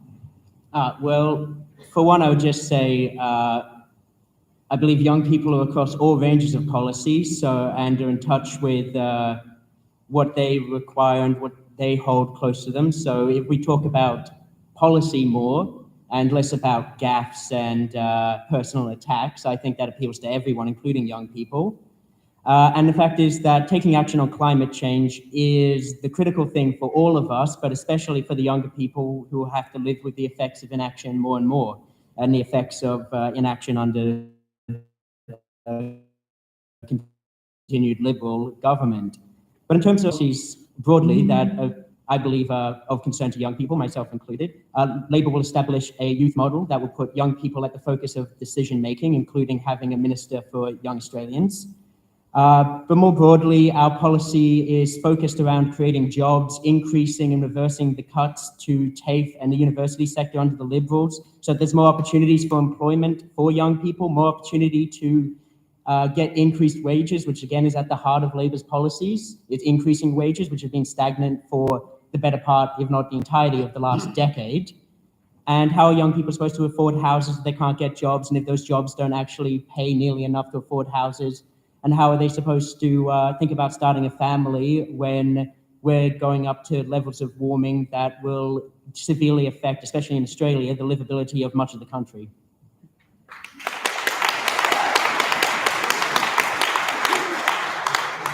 I might just jump to Alana just to try and keep the order mixed up a little bit so we're all not going after the same person each time. Alana, a question around how do we bring the youth along and how do we include our youth?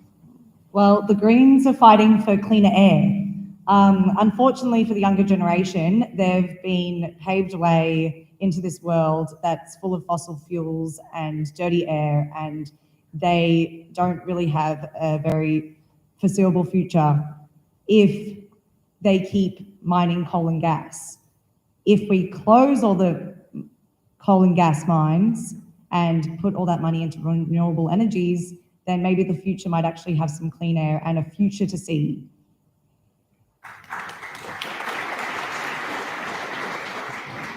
Zoe. Thank you very much for the question. And as I said, as someone who's voted Liberal, Labor and now an independent, I welcome your participation and interest in politics, and it doesn't matter which party you vote for. It's actually fantastic to see someone like you engaged and interested, so thank you for being involved. We have, as was mentioned, a Gen Zoe group that has formed as part of our campaign team, which has been wonderful.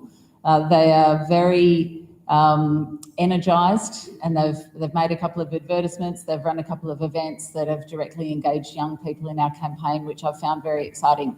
And I felt that no matter what happens at the end of this, that if we can leave one legacy as part of this campaign, is that we've engaged young people who I don't think are necessarily disengaged from politics, but I think they're disillusioned with it because people don't listen to them. So it's been one of the most gratifying things for me to actually directly talk to those young people about their priorities.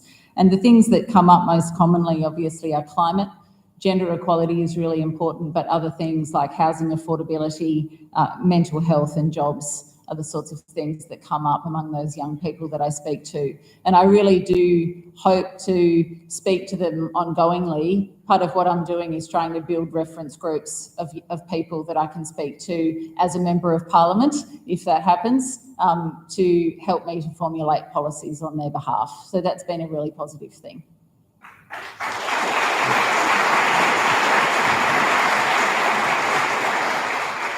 Tim, how do we bring our young people along, particularly on the climate discussion? Thanks, Craig. Before that, I'll respond to a comment or a number of comments that have been made looking at different reports on Australia's performance on climate change that was made by candidates earlier. Every single one of the reports they highlighted has China having an amazing climate record in comparison to Australia. If you believe that, I've got some magic beans to sell you. In fact, the one that was mentioned in the previous answers, specifically, Australia got a bad record, according to it, because we didn't have a carbon tax, which highlights where some people want our policy priorities to head. But in answer to your question before, throughout my entire time in Parliament, I can assure you I've been very focused on how we define economic and social progress in our country, whether it's leading debates against Australia's ratification of the China Extradition Treaty, because I believe strongly in our sovereignty and protecting our national interest, whether it's social progress by defining debate around marriage equality, working with the Australian people, or now in the role that I'm fulfilling, which is building Australia's clean industrial future. Because the basis of that is the basis in which you're going to have a job, an economic opportunity.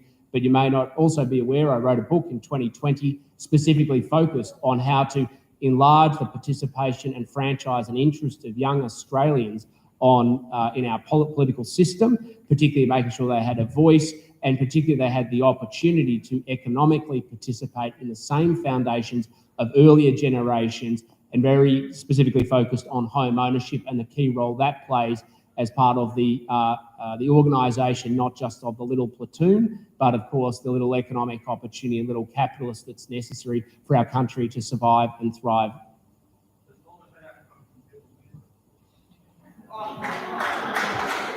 Thank you. Can we not call out from the audience, and can we go through the formal process for asking questions and making comments, please? Thank you. Our next question we'll take from our friends upstairs. Hi, my name's Ray Clark from Morrison, and I have a question about hydrogen. We've heard lots and lots about wind, but my understanding is the IMF says that hydrogen is, or green hydrogen more specifically, is what we should all be focusing on. So I'd love to hear your comments on green hydrogen. We all understand wind, but I know I don't particularly understand hydrogen very well. So please tell me your views on green hydrogen. We'll start with Alana, please.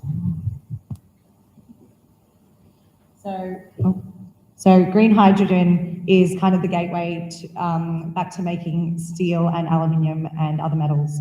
So we know it's going to take transformational change to transition hard to abate sectors like the steel industry. And that's why the Greens are going to fund a $15 billion Made in Australia Bank and Manufacturing Fund.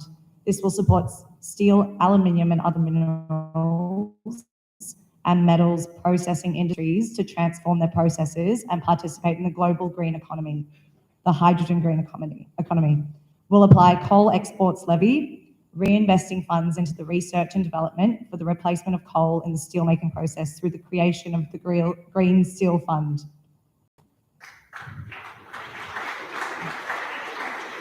Zoe, question around hydrogen. Yes, thank you for the question. And look, hydrogen is definitely an option. There is a conversation about blue hydrogen and green hydrogen. The fossil fuel industry loves blue hydrogen, but of course it's made from natural gas, so it's actually more harmful than not having it at all. It throws the fossil fuel industry a lifeline, but it won't do anything to reduce our carbon emissions. Green hydrogen is a different matter. Of course, it's made from renewable resources, but it really does then rely on this broader renewable revolution that we're talking about. Of course, once we've electrified everything, then we can use those natural assets to make that green hydrogen. So yes, hydrogen's definitely part of the solution, but looking under the hood at the detail is very critical.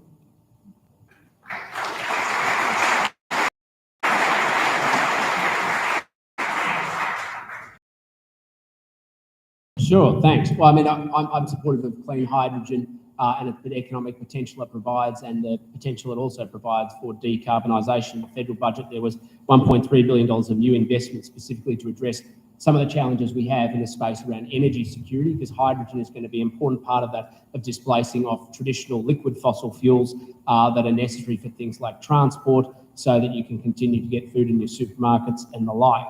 And we see huge economic opportunity in building that industry. But what we want is a focus on clean hydrogen rather than obsessing about the source, because it's got to come down to what's economically competitive. And of course, if green hydrogen in isolation smashes it out of the park, then so be it. Well, you know, one of the biggest challenges we face with hydrogen is around scaling up competitively the electrolyzers, which is essentially the process that separates out the hydrogen to be able to be utilised. And we've got small scale operations.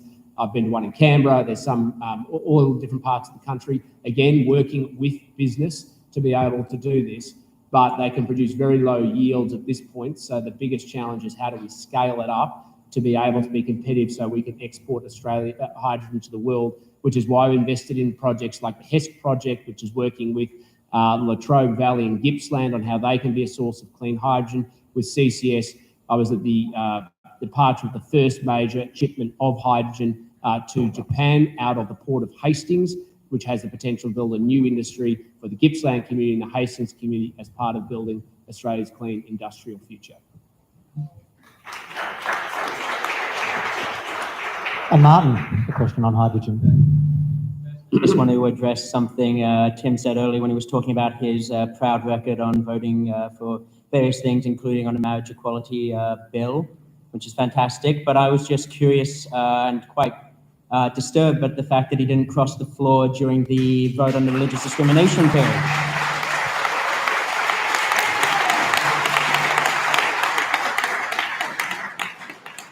And I think that's just the fact that it didn't cross the floor on that bill is utterly condemnable.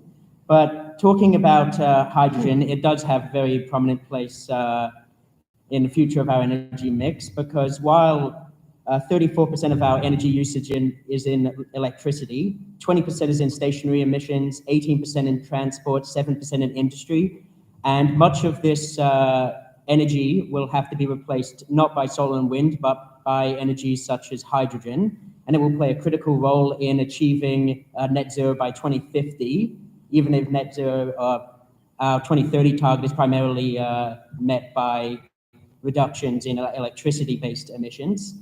That is why the Labour Party's National Reconstruction Fund of $15 billion will dedicate areas into exploration into hydrogen fuel replacement and areas like green metal, and various other sectors in terms of transportation and industry, which will be taken up by hydrogen. And I think it has a key role to play in the future of a decarbonated economy.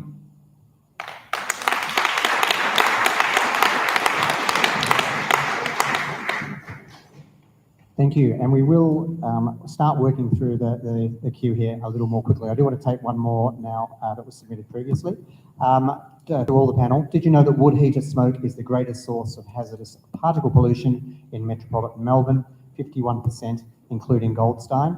Wood burning is considered carbon neutral, but it's far from climate friendly, releasing global warming super pollutants like methane and black carbon, plus other indirect warming emissions. If elected, will you support the Centre for Air Pollution, Energy and Health Research with election priorities for clean air, including wood heater replacement scheme to switch to clean electric heat pumps? Zoe. I grew up in Launceston, which, if anyone's been there, this is a huge issue. Air pollution, because of the geography of the city, has been a big problem. So that small city has largely been switched over from wood heaters already. So it's an issue that I'm familiar with. I'm aware that people are going to be very attached to their wood fires.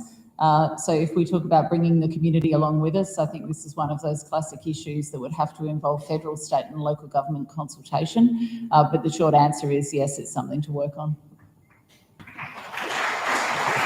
Tim? Craig, well, firstly, I'm just going to respond to Martin because I do think it's an important point. If I'm not mistaken, in my entire time in Parliament between 2016 and 2017, the Marriage Equality Bill was never brought before the House of Representatives, so I couldn't have crossed the floor. But even leaving that aside, you must have been mistaking me for Penny Wong, who I think voted against it about 12 times. So cheap jibes have no place.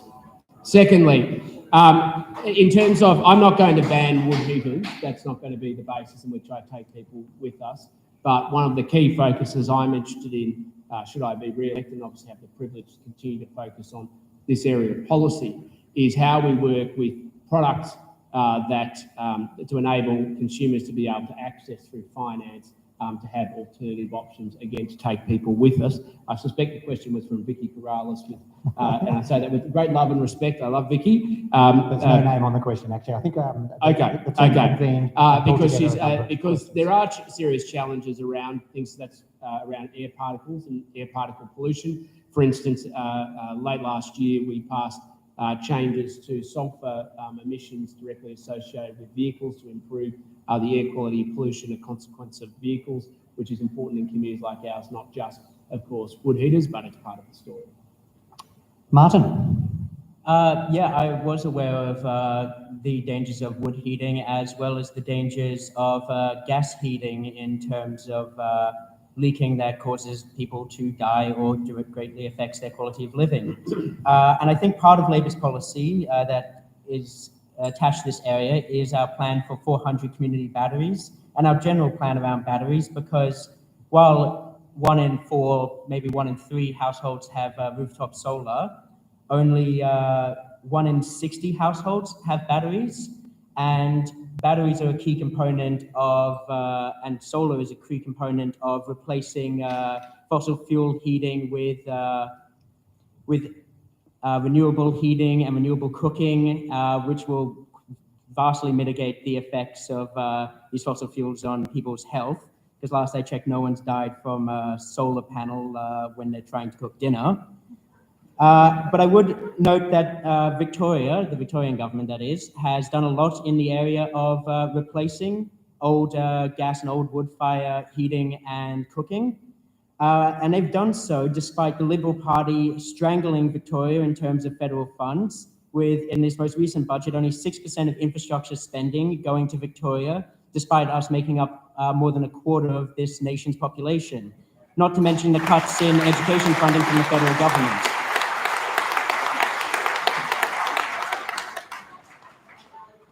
Thank you. Alana. The Greens are fighting for renewable energy sources.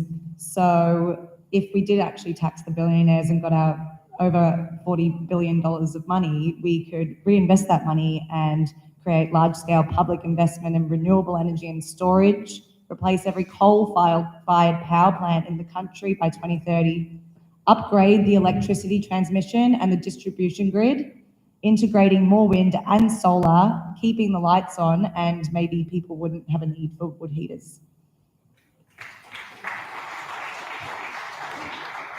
Thank you all. Right, let's try and make a bit of a dent in our downstairs queue. So we'll take a few questions from downstairs. Please try and keep the questions concise, and if it's directed to someone in particular. No worries. Thank you. My name is James. I'm a resident of Beaumaris, and I'm also a school teacher. I think it's fair to say that the last 9 years have been a bit of a dark time for climate action in Australia. Tim, I'd like to give you the benefit of the doubt and take you at your word that you are a modern Liberal who is committed to doing something on climate change, but I do remain concerned that if we back you in for a third term, that the louder voices within your coalition, such as Senator Matt Canavan, will continue to outweigh yours. Primarily, my question is about our Prime Minister, Scott Morrison, the man who brought coal into the House of Representatives. Scott Morrison has been labelled a liar by the President of France, Emmanuel Macron, a horrible person by Gladys Berejiklian, and a hypocrite and liar by Barnaby Joyce, his own Deputy Prime Minister. I could list 24 more examples, but it is a school night, so I'll cut it short there. My question is, how can we trust Scott Morrison and your government with another 3 years to deliver the tangible and necessary change on climate action that every expert and scientist is crying out for, when he's lied about critical issues such as a federal anti-corruption body, which was promised in 2019 and has now been dumped? To Zoe, if you do get the privilege of serving Goldstein, how do you plan on using your position as an independent to try and force whoever does form government, if it is a hung parliament, to do more for climate change? Thank you.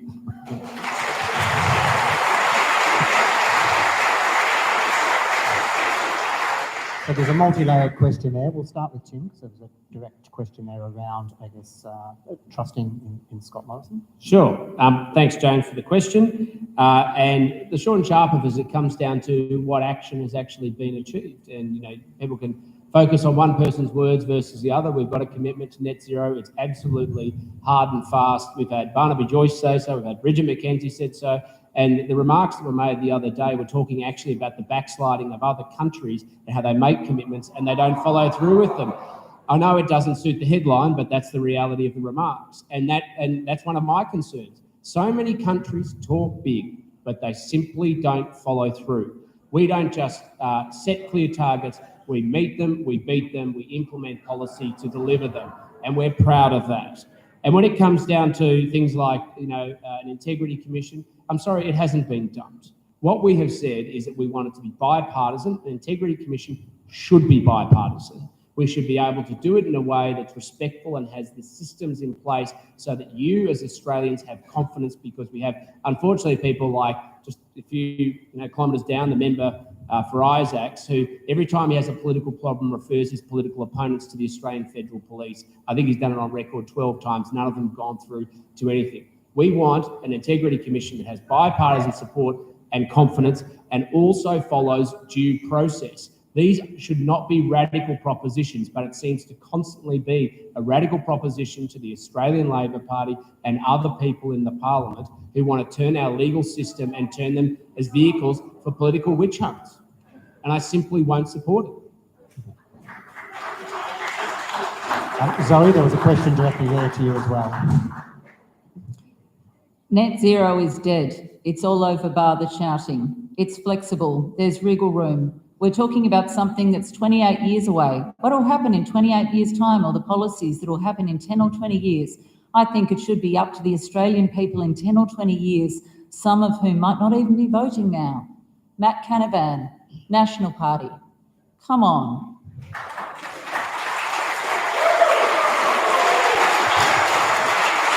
Legislate the targets and take away the wriggle room. I support Zoe Stegel's climate bill.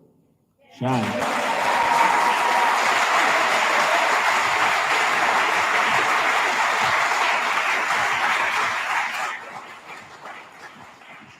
Alani, there was a point in there to Zoe about how would you work with the major parties. Did you want to comment on that? As I said, I'm a swinging voter. I'm happy to work with either of them if they're reasonable and can be trusted.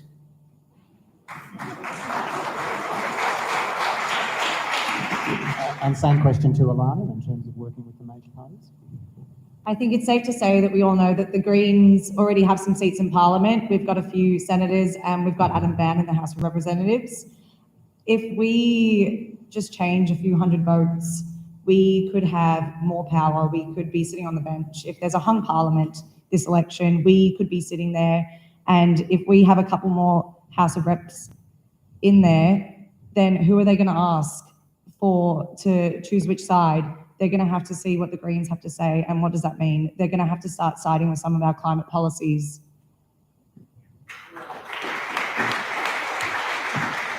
Martin, you weren't quite included in the question. Did you want to comment on the responses? Well, thank you for the question, James, and go Kennedy Johnson, a little while ago though. So when Labor was last in government, we were world leaders. We were damn well near #1 in climate action. And unfortunately, now, if we get into government, in the next 7 years, we will have to try to achieve 17 years worth of climate action. It's a monumental task, but it's one we can achieve.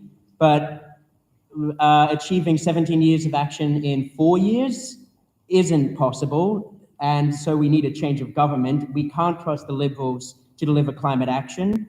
And Tim referenced the National Integrity Commission.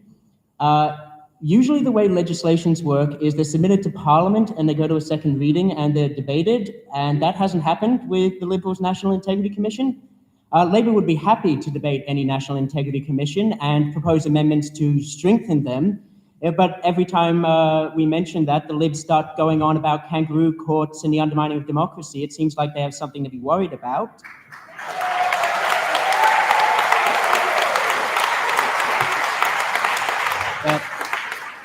But Labor has no ifs, no buts. We will introduce and pass a National Integrity Commission with teeth by the end of the year.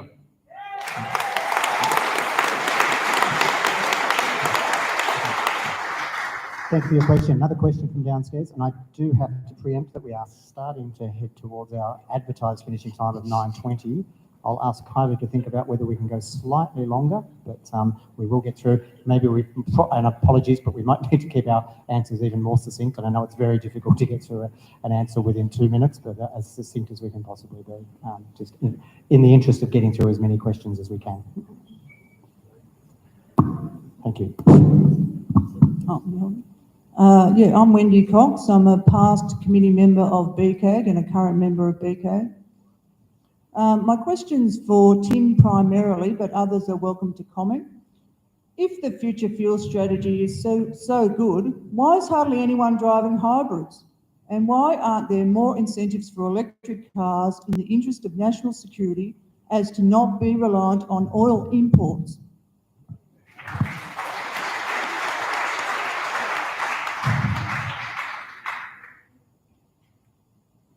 Sorry, Alana.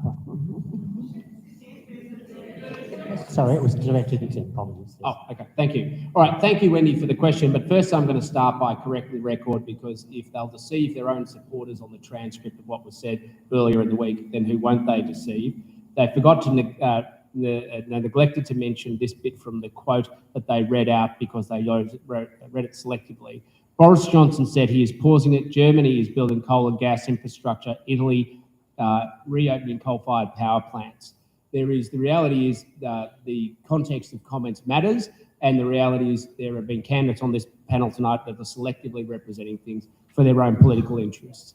Now, in terms of the future fuel strategy, they're deceiving you. Thank you. But when it comes to future fuel strategy, the reason is because we're rolling it out. In fact, we sent out an email only the other day to the community of the sites that we're working with, Bayside Council and Glen Ira Council, for electric vehicle charging stations within our community, and asking people where we should install them. And we're then going to go on and make sure that they're built with them. And yes, community infrastructure is going to be part of that solution. We're building infrastructure between Melbourne and Sydney and other capital cities, because while range anxiety remains a significant concern for residents who across Australia who want to purchase EVs, they may not want to drive between Melbourne and Sydney every day, but they want to know their car's able to do it if they can. We're continuing to invest in the hydrogen facilities. In fact, I opened literally the first hydrogen station to fuel transport and freight vehicles in just near Geelong recently. So we're getting on with the job, we're building the infrastructure, and we're addressing the gaps. One of the biggest challenges we have is that car manufacturers are barely able to meet the demand globally as well as locally. I went to a car dealer recently, has 224 EV demand on order, a particular vehicle of model of Kia, and was only able to get 2 in stock because there's such global demand all at the same time. Thank you, Tim. Alana? Question on it. Thank you. Can we not interrupt the candidates? And we do need to try and allow... It is a very good question about the electric vehicles. I'm wondering that myself. The federal government has been dawdling on the electric vehicles. It's resulted in Australia being at the back of the queue for EV technology, and another coalition term risks us being left behind. We need an electric vehicle revolution.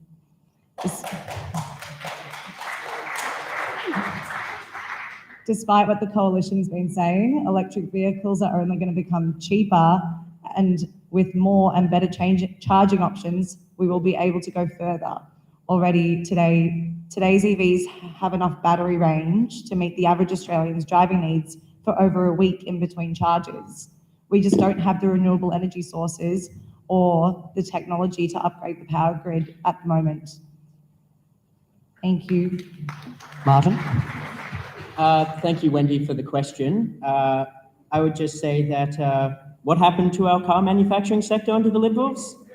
And Morrison at the last election said that electric vehicles would end the weekend, and now they've had a road to Damascus, apparently. But Labor's electric vehicle discount, if we win power, will come into effect July 1st this year, not after the next election, like some of Morrison's promises. This plan will generate 5,960 jobs, put in 1,800 public charging stations by 2030, integrate with 100,000 businesses, reduce 4 megatons of CO2 in 2030 and 68 megatons of CO2 by 2035, and will create space for 3.8 million electric vehicles by 2030 compared to the 35,000 we have today.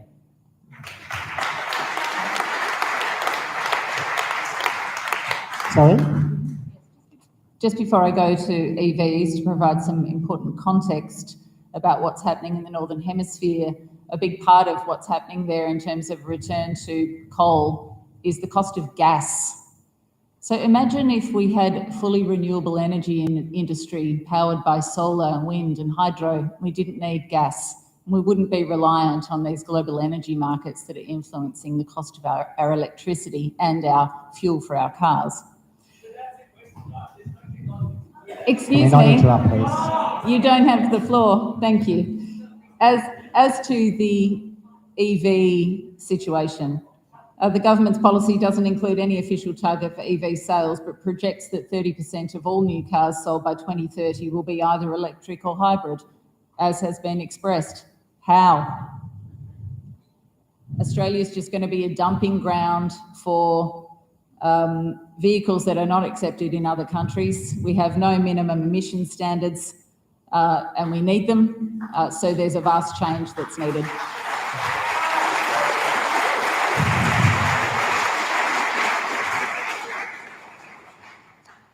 We'll take another question from downstairs, and then we'll take one from upstairs. Just one more. Look, I do apologise. There's a lot of questions, and I've really strong apologies to those people who have been waiting in the queues. There will be opportunity to mingle with, I think, most of the candidates after in the foyer, but fantastic questions and responses, but we are unfortunately constrained by having to finish up in the hall at some time. So apologies again to those who won't get to their questions. Hello, my name's Rachel, and I grew up right here in Brighton.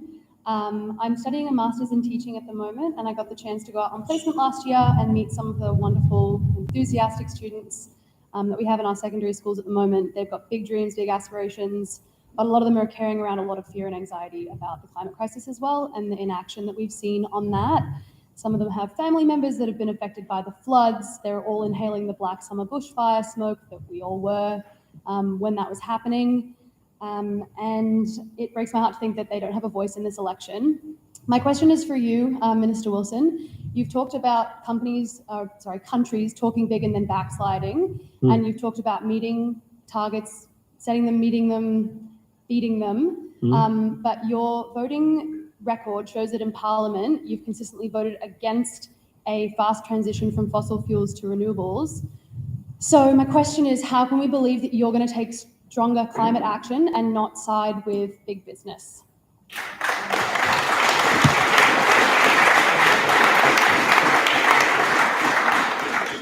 I simply don't accept the proposition on the basis of the question.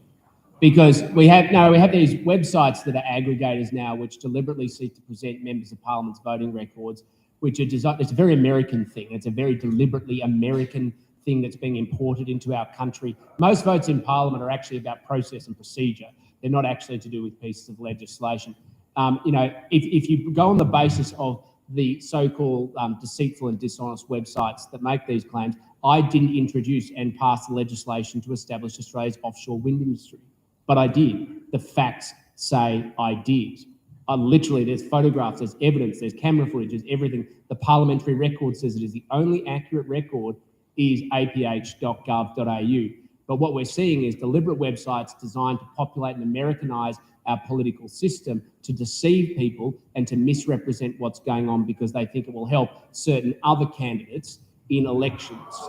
And to be fair, Labor has had some serious issues as well with these websites because they're designed for other purposes. So my recommendation to you is to, again, going on the evidence alone that I've just provided, to be more engaged with your democracy and actually look at what's actually voted on in Parliament. I'm immensely proud of my record. I'm immensely proud of what I've done in my time in Parliament to address decarbonisation for Australia and lead this debate, but take the whole of the country with us. And I'm not going to stop if I'm re-elected on the 21st of May.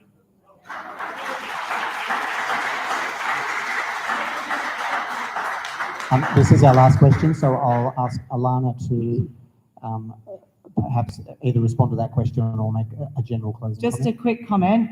The Greens do have a fully costed, realistic plan to transition to 100% renewables by 2030. No big corporations and no coal and gas fuels. Thanks. Zoe?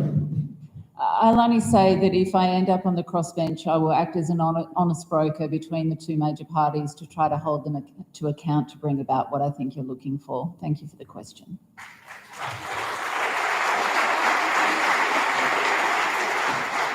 And Martin. Rachel, thank you for being our last questioner. And I just want to say, again, the Liberals are running away from scrutiny. And the fact is that if you vote for Tim, you're going to get Barnaby Joyce. He has never broken his voting record with the Liberals. He always votes at his party's call. And the fact is the party's call is not a very good one.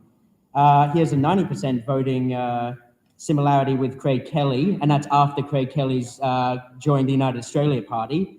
And only Labor can end the failures and rorts and inaction of the Liberals, because we need to kick them out, kick them all out, and elect a Labor government.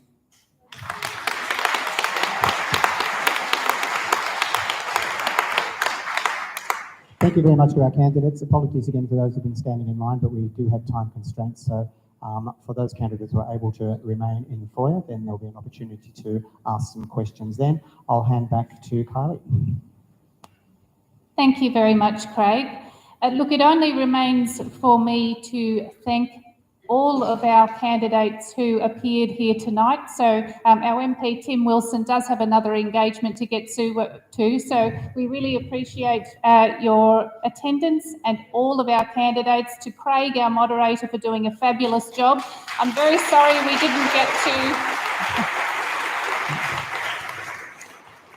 My apologies that we didn't get to everyone's questions. It was always going to be a really tough gig to try to get through them all. And I must also make a very sincere apology. I missed one of our councillors. So could you please belatedly welcome Councillor Hannah L. Mullam from Bayside City Council. My apologies.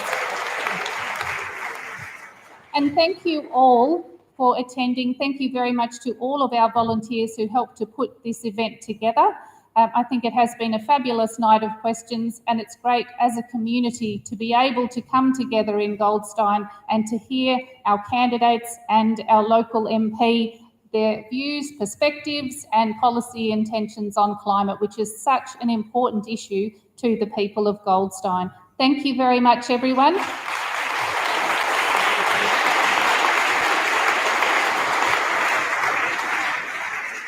And I would ask if we can shortly please move through to the foyer. For those of you who would like to stay and chat with our candidates who are able to stick around for a little while, have some more one-on-one discussion if you would like, and I believe there's some print material in the foyer as well. Thank you again, everyone, and good evening.